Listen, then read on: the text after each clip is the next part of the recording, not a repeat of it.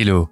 Eddie Brock essaie de mener une vie normale et de s'entendre avec son partenaire extraterrestre, dont il doit constamment contenir les babillages sans fin, ainsi que son désir de mordre la tête des gens pour satisfaire sa faim atroce. Le journaliste continue son travail, et l'inspecteur Mulligan lui donne la mission d'interviewer le tueur fou, Cletus Kasady, ce qui aidera à terminer l'enquête. Le voyage à San Quentin se termine par le journaliste qui arrive à résoudre l'affaire à l'aide du symbiote, et le criminel est condamné à mort. À la demande du condamné, Eddie revient à la prison pour la deuxième fois, mais la rencontre mène à une confrontation qui fait que Cletus obtient le symbiote Carnage avec le sang d'Eddie. La créature se réveille et aide le meurtrier à s'échapper de prison. Et une fois libéré, Kasady veut se venger.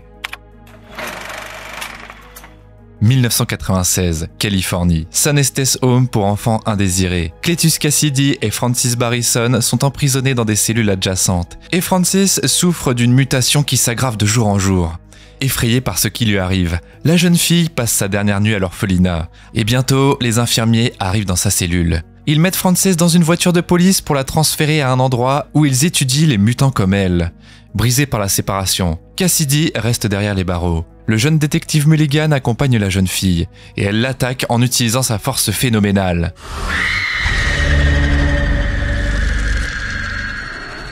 Pour se défendre contre la mutante furieuse, le détective utilise une arme à feu, et Frances, blessée, s'envole par les portes ouvertes de la voiture. Un peu plus tard, elle se réveille avec une plaie bandée et étant dans une boîte par balles d'une cellule sécurisée où elle est accueillie par une femme inconnue. Elle informe Frances que c'est sa nouvelle maison. Le présent. La méchante est toujours détenue à Ravencroft sous la supervision du docteur Pazzo qui, avec un plaisir non dissimulé, lui apporte un journal. Il signale que le meurtrier Cletus Kasady, l'amant de Frances, pourrait être condamné à mort à la suite de l'enquête. Alors que Barrison souffre gravement de la nouvelle, Kasady est déjà derrière les barreaux. Le détective Mulligan se tourne vers le journaliste Eddie Brock pour obtenir de l'aide dans l'enquête, car il est la seule personne à qui le méchant accepte de parler. De nombreux corps des victimes de Cletus n'ont pas encore été retrouvés, et le journaliste, qui a perdu son ancienne gloire, gagnerait également à participer à l'enquête. Eddie accepte docilement de participer, contrairement à son partenaire extraterrestre Venom, qui a essayé d'arracher la tête du détective assertif et qui n'était pas satisfait du ton commandant de l'homme pendant la conversation. Eddie Brock se rend dans la plus vieille prison de Californie, San Quentin, où Cletus Kasady est détenu. Le tueur en série fou offre un marché aux journalistes. En échange d'informations sur le lieu de sépulture des victimes de Cletus, Eddie doit imprimer un court poème dans le journal. Print it. And what's mine is yours. Le journaliste accepte, et après avoir enregistré le message du psychopathe, il est sur le point de partir, quand soudainement, la voix de Venom qui ne se tait jamais attire l'attention d'Eddie sur les murs de la cellule de Cletus. Des images étranges y sont grattées. Eddie rapporte au détective Mulligan qu'aucune information ne peut être extraite de Kasady avant que le mystérieux poème du meurtrier ne soit publié dans le journal. De retour à la maison, Venom reproduit les dessins muraux du psychopathe sur papier avec les mains d'Eddie, et il tente de montrer des indices sur comment résoudre l'affaire. Mais, déçu par les capacités mentales de l'hôte, prend les choses en main. Il reproduit un autre dessin, qui correspond exactement au paysage de la plage de la ville de Rodeo. Bientôt, la police et l'équipe médicale y trouvent tous les corps des victimes du tueur impitoyable, et le cas très médiatisé est rapporté dans tous les médias, exaspérant le détective Mulligan. Sous la pression du public, le gouverneur de Californie décide de condamner Cletus à mort, une décision que Frances et le tueur fou lui-même apprennent immédiatement. Dans son appartement, Eddie Brock écoute les nouvelles de son ascension comme héros de la ville. Seul Venom, qui ne peut pas attendre pour mordre la tête des criminels comme dans le bon vieux temps, et souhaite s'échapper du petit appartement du journaliste, n'est pas content de ce qui s'est passé. Il saccage l'appartement, se déchaîne complètement. I cannot live like this anymore. I'm starving. Eddie répond en proposant d'engloutir les poulets Sonny et Cheer, ce que le symbiote offensé refuse de faire, disant que ce sont ses amis. Plus tard, il disparaît, rendant leur corps commun au contrôle de Brock, qui cède néanmoins à la pression du symbiote affamé et se rend au magasin. Eddie va voir Madame Chen, l'une des rares personnes qui connaît le compagnon vorace du journaliste. Mais il s'avère que le chocolat dont se nourrit le symbiote est en rupture de stock, et les partenaires doivent passer au plan B. Donnant libre cours aux monstres voraces, Eddie permet à Venom de dévorer les poulets de l'élevage. Le symbiote rassasié rentre chez lui, recrachant des plumes de poulet tout en se lamentant de l'inutilité de son corps et en accusant Eddie de gâcher leur talent. Pendant que Venom court sur les toits, le téléphone d'Eddie sonne soudainement. Le symbiote disparaît brusquement, laissant le journaliste accroché au rebord d'une tour. Il s'avère qu'Anne, l'ex d'Eddie, dont il est toujours amoureux, l'appelle. Anne dit qu'elle veut lui annoncer une nouvelle importante et elle lui demande s'ils peuvent se retrouver. Le lendemain soir, Eddie va voir Anne.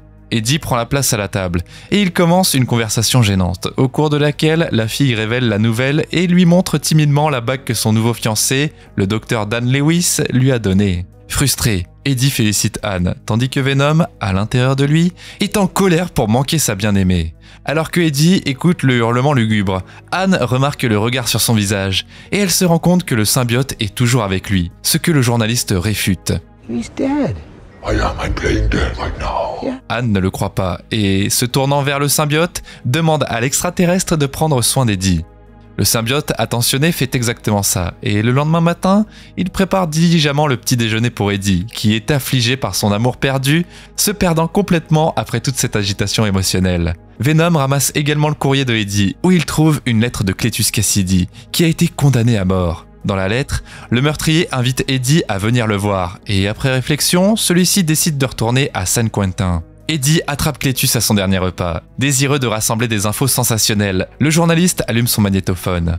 L'agresseur commence la conversation par des remarques distantes et simples sur la similitude de leur destin. Puis il insulte vicieusement Eddie, que ce dernier écoute patiemment. Contrairement au symbiote enflammé, qui se jette sur le gars après une autre insulte.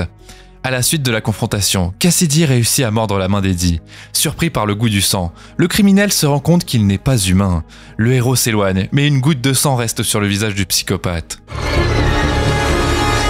De retour chez eux, les partenaires se disputent. Eddie blâme l'extraterrestre colérique pour l'attaque qui lui a fait perdre l'occasion de publier des infos sensationnelles. Eddie rappelle aux symbiotes capricieux toutes les pitreries qui leur ont causé des ennuis.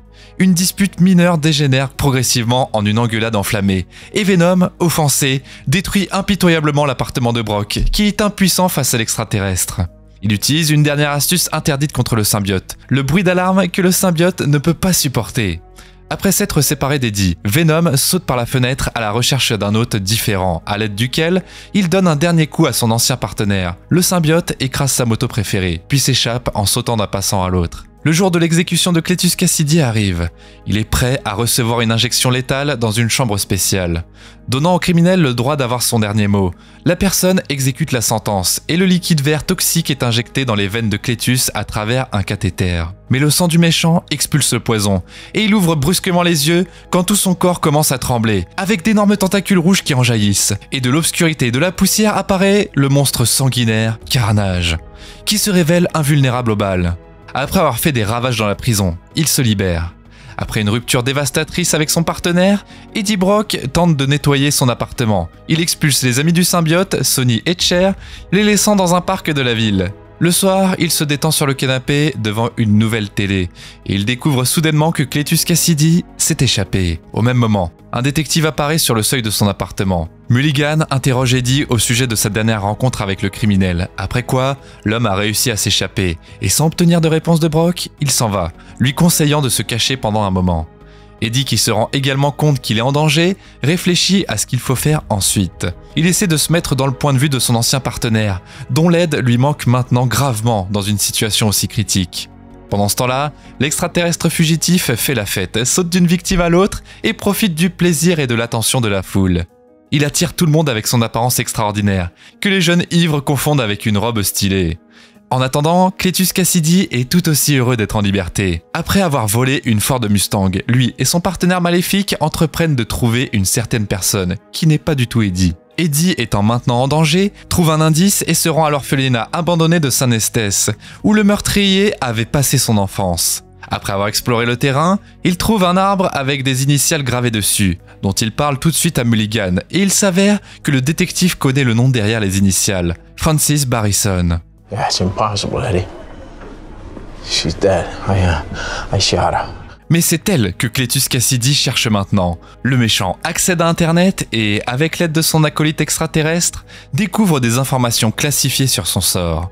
Il se rend immédiatement à Ravencroft, où il fait une apparition spectaculaire dans la cellule de son amante, et il sauve Francis du piège, tandis que l'invincible Carnage les porte tous les deux à la liberté. Le couple, gardé par l'extraterrestre, se lance dans une poursuite avec la police, qui subit des pertes à cause du monstre enragé. Frances, maintenant en liberté, décide également d'utiliser son pouvoir. Elle gonfle sa poitrine pleine d'air et elle assourdit la zone avec un cri perçant qui sape de manière inattendue le pouvoir de l'extraterrestre qui ne supporte pas les bruits forts. Cletus demande à sa bien-aimée de ne pas refaire ça tant qu'il se cache de la police. L'inspecteur Mulligan, qui arrive à Ravencroft, trouve la cellule détruite de Francis Barrison. De retour à la gare, il convoque Eddie Brock, qui lui avait donné l'indice plus tôt.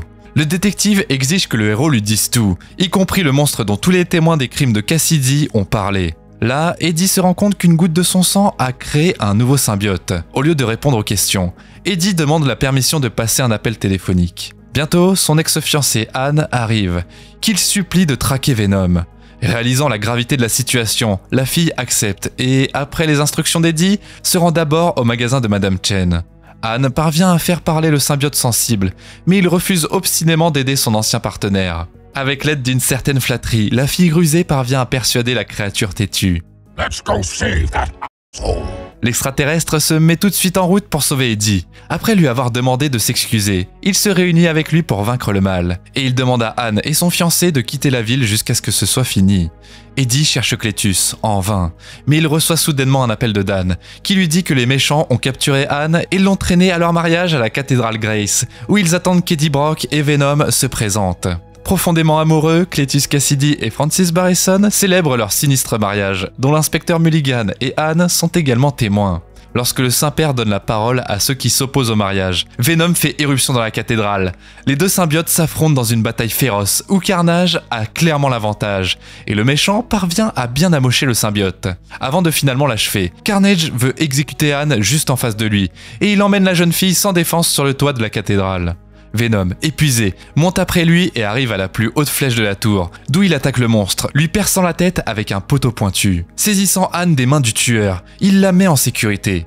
Rassemblant ses dernières forces, il se précipite dans une bataille décisive, mais il se trouve incapable de résister aux coups puissants de l'ennemi. Soudainement, il aperçoit Frances sur le toit. Utilisant sa dernière chance de dominer son adversaire, il jette la méchante du clocher, la faisant libérer son cri le plus puissant avant de mourir. La tour s'effondre et les ennemis s'envolent. Venom parvient à retrouver Eddie avant qu'il ne s'écrase par terre. Mais Carnage, ayant perdu son hôte, roule impuissant sur le sol et devient immédiatement la proie de l'ennemi.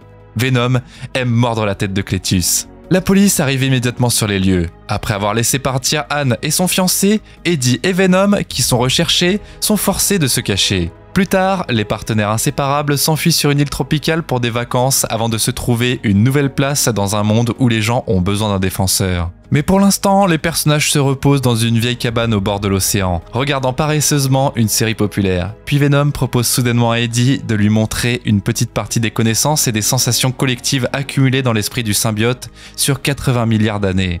Eddie accepte, mais la situation échappe soudainement au contrôle de Venom.